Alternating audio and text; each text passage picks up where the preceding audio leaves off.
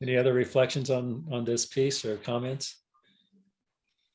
Emmanuel, your recent post on Facebook, I mean, you have so many, but was just really beautiful. And I want to just read from that, if you will, and then ask you to comment on that, and also then tie that to this other piece that was coming to mind for me. But you wrote, "Love is not an act in our hearts, it's life to us. Nature is part of us. We are working together and caring for the soil as we care for each other. The children are growing together." And then this other piece that I sent out with the email came to me just as I was reflecting on our conversations. But it's this idea that when the children and the soil sing in joy together, and it strikes me that, you know, is obviously the soil is a living piece, but it does sing, even as we might talk about the harmony and the singing and the stars, you know, as we can hear them sing. The whole universe is singing, if you will. It's vibrating, to use your language, Bill. And we just, Emmanuel, invite you to reflect into that sense of the soil and children learning to sing together in harmony as community. And I want to welcome you, Tom, if you can hear this. I can. So, welcome, Tom. Hello, everybody. Okay. Sorry, I'm late. That's all right. Hello. Yeah. So, Emmanuel, when you're ready, just maybe share what you would from this. Yeah, thank you, Larry, for that. There are some moments in my life and in my daily living that are connecting to nature and trying to be one with nature. It's something that nurtures and nourishes my heart. And being with the children, showing them the way, it's not something you can teach like what they learn in class or what they learn from the teachers, but something that they can learn by deep feeling with and connecting or connection with nature through the soil. And by doing this, I've been bringing the children right to put their hands into the soil, not so much, not in a hurry, not like I want to finish this because it's an assignment, no. Just to do it because it nourishes, it some kind of communication. And this communication is different from heart to heart, but gives the same message. And by doing this and feeling the children, to give them the opportunity to feel nature and through the soil, and in a way that they can present it on their own way, on their own life, on their own living together, either as they play games at the center or as they play in the evening, as they sing and running, is something that opens the deeper communication with the solitude or with being in the nature that communicates through the heart and from heart to heart. So this as they sing, as they walk, as they talk to each other, they feel this togetherness. They feel this oneness, of which on my side, I feel it's a greater learning, because through this, they can understand their own life, on how they can protect themselves, they can protect the soil and nature at large.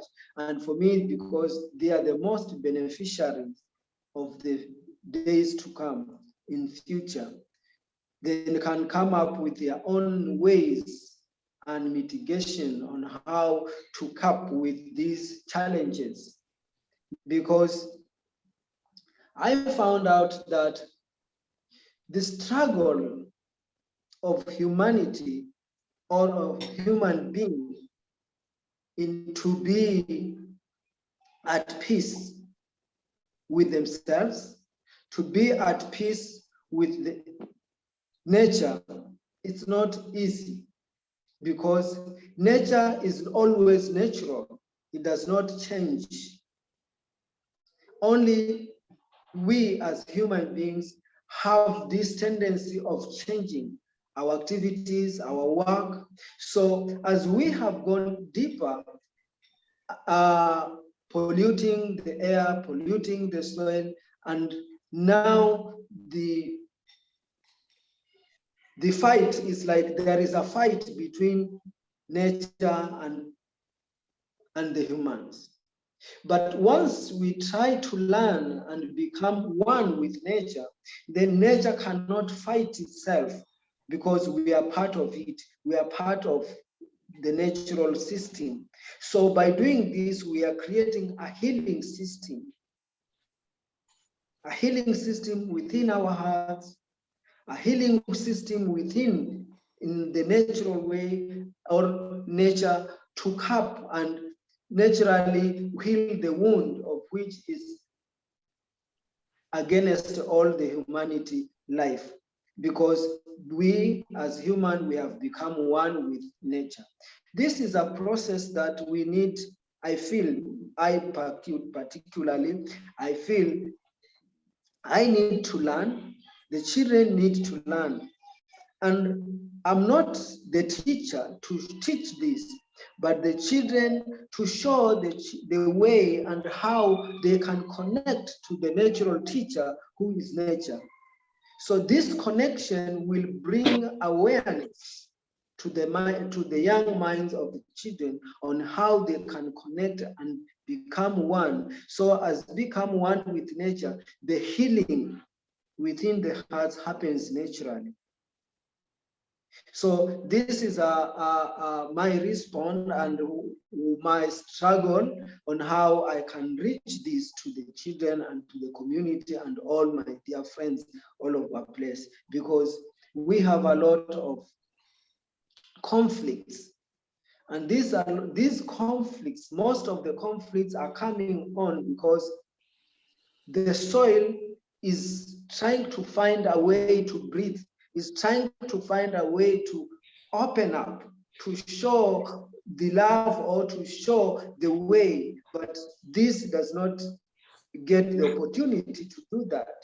So these conflicts, these fights, these wars is part of what nature is trying to show, and where we as persons, we as human beings, to get to understand where we have made the mistake of being separate with nature.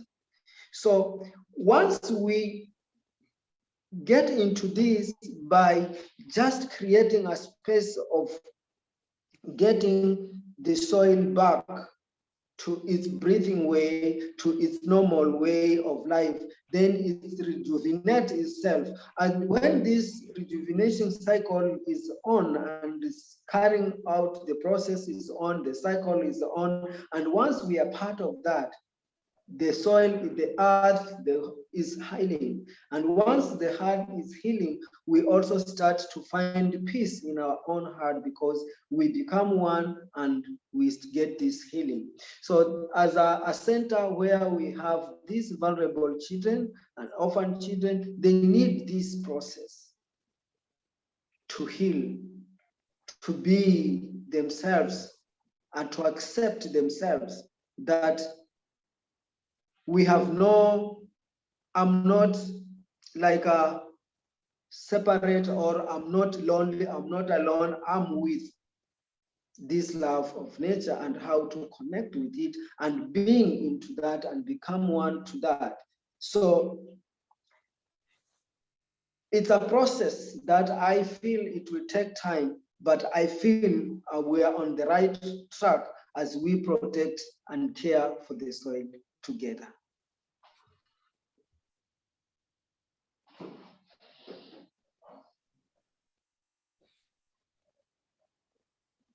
Thank you, Emmanuel.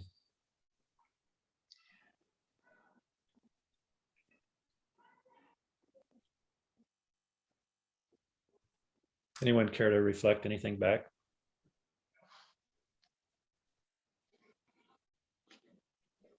This is an interesting thought for me because my brother is a soil scientist up in Montana, Oh, and he helps ranchers try to make their soil more healthy.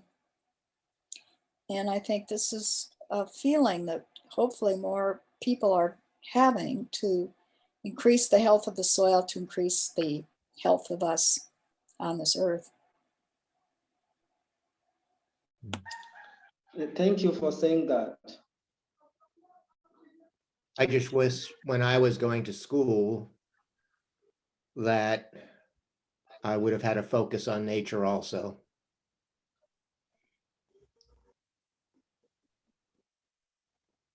Mm. hmm.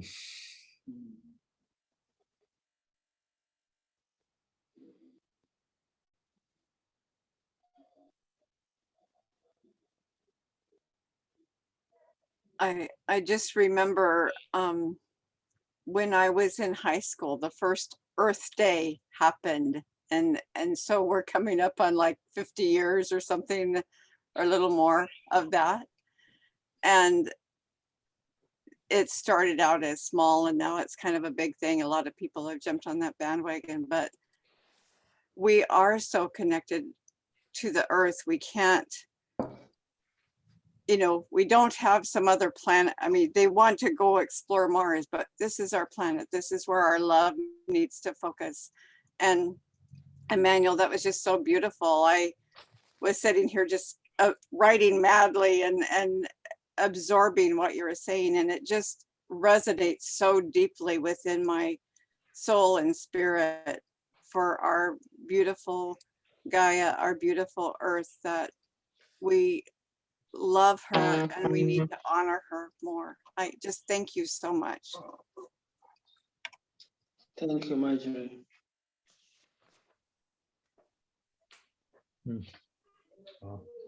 When I was grades 1 through 8, I was in a Catholic school. And we always had instruction on the 10 commandments, but not one of the commandments was to love and respect nature. Wow.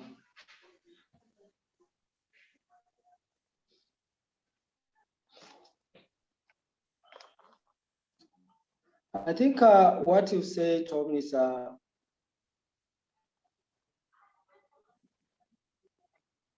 I feel this world sometimes we have the natural commandment, like to love nature, but the way we implement them, the way we are taught in school how to implement them, how there is this formal and informal and conventional lifestyle, it makes very difficult it's just easy to say than to put it practically, because most of the formal learning regarding environmental issues, regarding taking care of the soil, some in schools, they do it just to do for exams, to pass exams, or to do this. But for me, I feel if it could be done through even more heartedly, to let the people feel. And when this feelings part or feeling part is also involved, then our mind and our heart becomes one as we work together. Because mostly I feel people, we are using a lot of our mind through calculations and all these, and forgetting we can feel and listen to the sound that no one else can hear from the soil other than your own heart. So this is a thing that I feel as we try to honor and respect and say we love nature and protect nature, then we give this aspect of listening to with our heart. And once we do this, we can feel human beings and relate them as human beings. But in a way, we are living together with all the animals. They're part of nature. But our own activities have made ourselves separate from this circle. And we as a human being, I see we are identified, we are seen in a different or in another spot out of this circle. And that's why I feel there is this a lot of pressure, there is a lot of conflicts here and there, of which instead of trying to see how can I solve this problem and try also to use our heart to listen deeper and listen to each other and listen to the voice of nature, and then how to find solutions for our own problems. And then we have left this. So I feel we are lacking something, and this is something that we lack.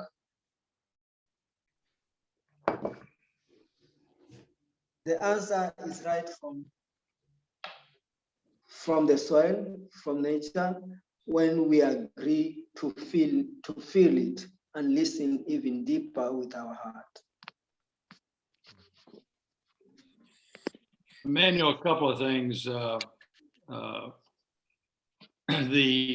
What actually I think tends to occur is once we have words, we put words on what we feel. We project onto what is there. We're trained to do this. We project onto what is there words. So a tree is not really a tree. The word tree is not the tree. As an infant, you don't have any words.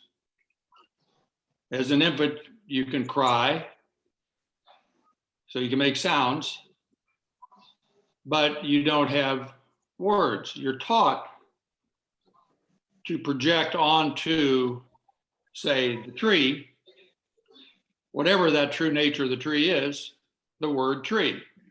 So it academically, mentally, abstractly becomes a tree. And what you're I think you're working toward is a solution to that, which is where the solution has to be. That has to be what is the true nature of Emmanuel. It's not that the true nature of Emmanuel is Emmanuel, or Valerie, or Tom, or Bill, or Larry, Barbara, Marjorie. There's a true nature that's common to all of us, and it's actually a true nature that's consistent with the true nature of nature. Yes. So we're trying to crawl out of an abstract world, and having recognitions in an abstract way of some of this, but never having a real sense or feeling of it in the true nature of it. So just somewhat ironically, I want to give you one example. This is an example I just came across. There's this concept of ground effects. Could be soil effects, but it's ground, G-R-U-N-D effects. You can look it up. And within the concept, the intellectual concept of fluid dynamics, how dynamics of fluids work, it also is true that the ground affects. So fluid dynamics applied to an Indy race car, if it doesn't take into effect ground effects, it is missing the point. The point is that the ground is affecting the performance of the car. Ground effects. Now, they don't go any deeper into what is the true nature of ground effects. It's just ground effects. And ground effects are affecting the performance of the car. So by golly, we got to do something about that. And so they do.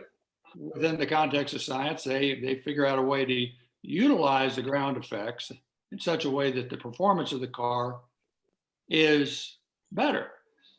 Same thing goes with respect to jets taking off and landing.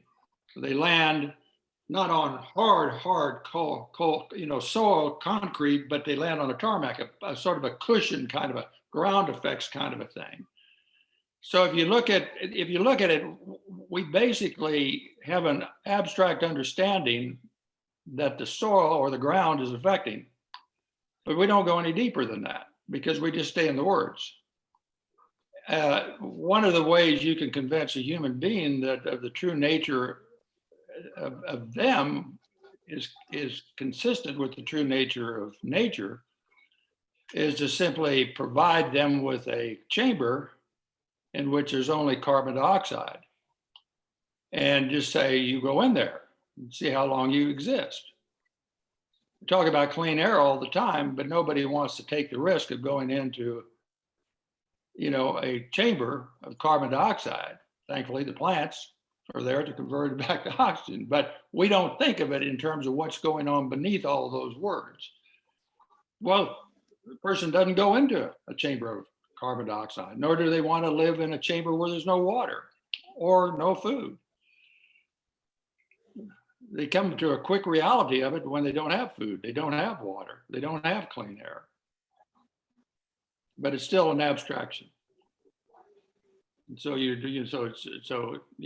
I need food, but they don't understand the true nature of food. So what I'm trying to get to is there's something that underlies these words that really you have to penetrate beneath the word into what lies beneath the word.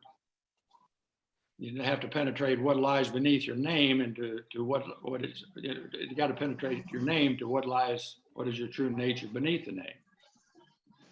And then ultimately, it turns out that everything's of the same true nature. Just a question of how you call it. You can call it nature, you can call it something else. You can call it potential, infinite potential, you can call it vibration, you can call it anything, you can call it God, you can call it consciousness, you can call it awareness. But you got to put a word on it to communicate about it. And then what happens is you start putting a word on it, then it becomes abstract again, as opposed to really the true nature. Hopefully that made a difference in what you were, because I understand the depth of what you're going to and the difficulty in trying to move through the abstraction. The beauty of these children is they may not be educated in a way that allows them to avoid their true nature. The risk of having, quite frankly, solar storage, communication, and everything else is that they get educated in the current way of thinking, which doesn't go beneath the word. In fact, you can figure that out real quick by going to a dictionary and looking up a definition of any word, and you'll be led to another word which will lead you back ultimately to the first word you were trying to find out in the first place. How was it defined? You just go around in circles and circles and circles, like a cat chasing its tail. So we're trying to get beneath that. So one of the things that we would talk about when we do have the solar storage is how do we communicate from that spirit that you're talking about, as opposed to the spirit that everybody else is talking about. When you really actually talk about soil effects or ground effects as if it has there's a true nature to it, which is consistent with nature. So that's my feedback to you. That's beautiful, Bill. And I'd like to jump in briefly on this and invite other people to come in, and then we'll move towards closure. The solar project is not without danger. And I really appreciate your speaking to that, because I'm keenly aware of it. As it brings in more modern technologies, it brings in all the potential distractions of that. And as you point out, in contrast to what you were speaking of, Emmanuel, which one way to talk about that is what you're trying to offer the children is what I would call an unmediated encounter between their hearts and the soil.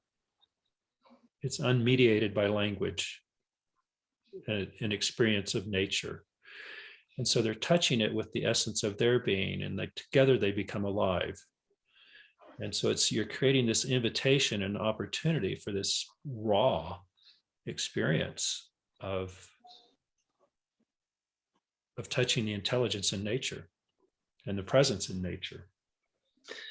And that's what I experience time and again as I take people into nature. What really helps them transform and change in some way and become informed as a different kind of being. You know, they allow nature to wake up inside of themselves in some way. And so I would just offer that, and maybe give a chance here to do a go around for anybody that wants to share again, and then we'll move towards closure. Bill, Let me just jump in real quick again. Sure. And that was really Yeah. good. It sort of triggered in me something. I've just been reading a book, and yeah, it goes into the reasons why through acts of measurement, it appears that the universe is about 13 billion years old. That's pretty amazing, 13 billion years old. It's hard to get your mind around it, but it's 13 billion years old. And you look at when words first appeared, it appears that happened about 100,000 BC. So that's certainly not 13 billion years ago. So the question really boils down to what was going on before that, before words. Well, a heck of a lot was going on before then. And so what happens is that there's many forms of languaging that doesn't dismiss what's been going on before then. And that's what you're talking about, I think, Emmanuel, and that's what Larry's talking about is getting in touch really communicatively with the true nature of reality.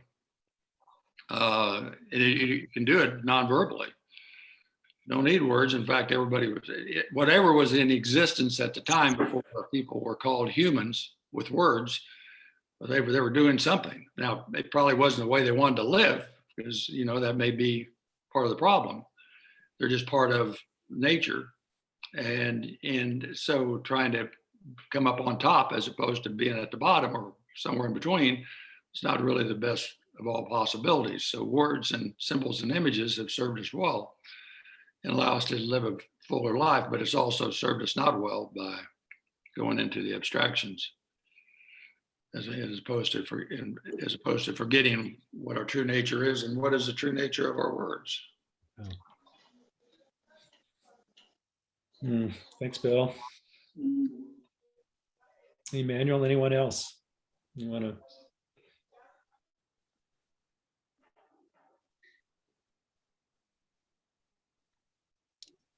I think sometimes for me, it's easy, and the way that we were raised and educated, it's easy to get stuck in our head and get out of our heart. And we need to get back in our heart and let our heart as Emmanuel was saying, connect with the soil and with each other and with all of nature. So but there is a mind-body connection, but we have to sometimes let our heart take that lead and not intellectualize everything, I guess.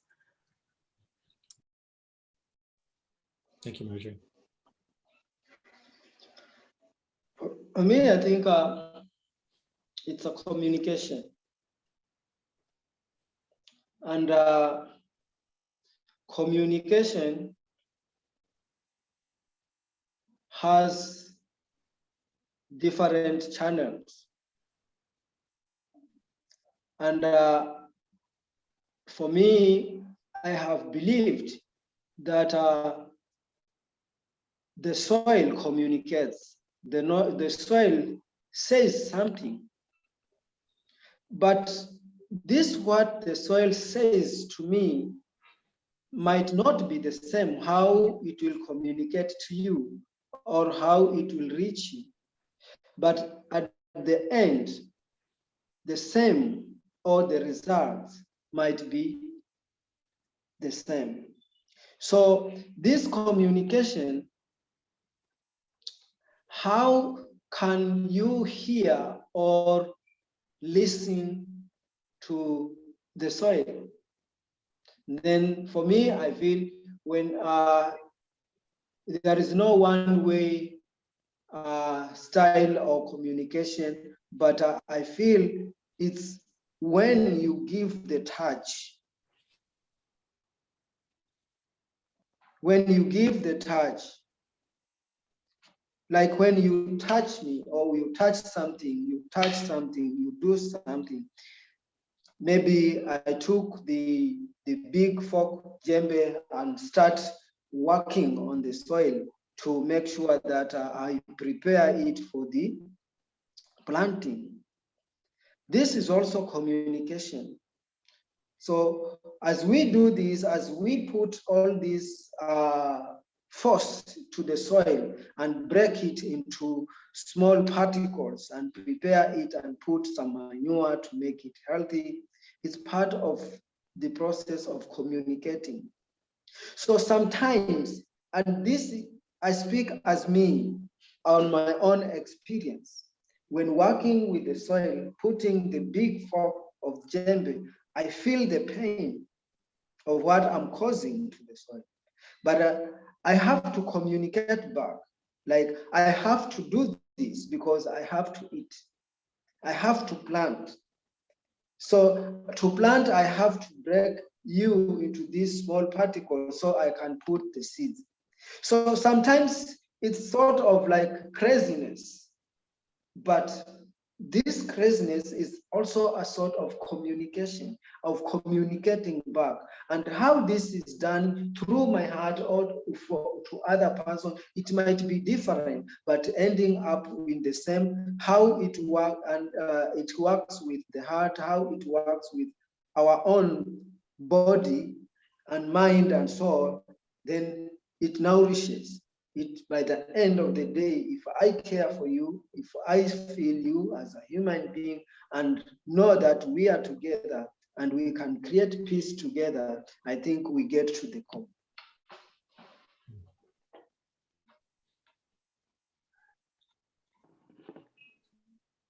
Thank you, Emmanuel. Really beautiful reflections. Anyone else?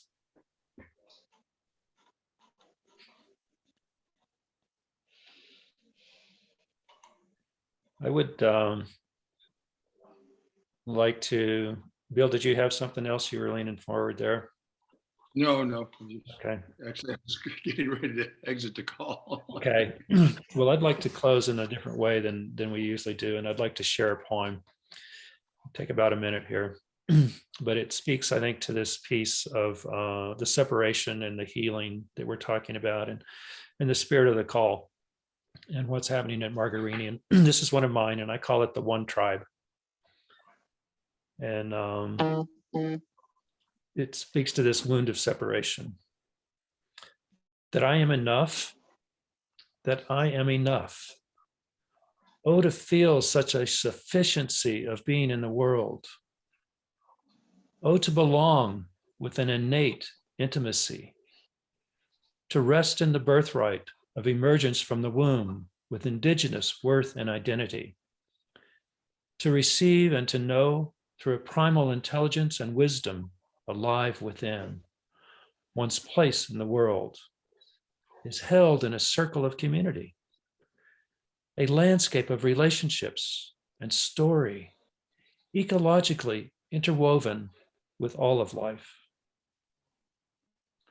I and you and we and they, all born into this one tribe, the tribe of no exclusions.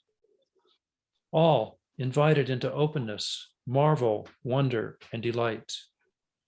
As we swim together in awareness and gratitude for the great, unspeakable mystery in which we find ourselves. Awakening and enough, just as we are.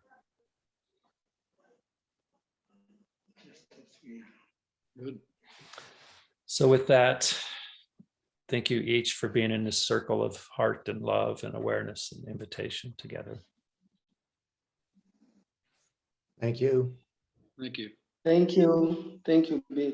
Thank you, Bill. Thank you, Tom. Thank you, Larry. Thank you, Marjorie. Thank you, everyone. Thank you so much. Travel well. Please be safe and take care.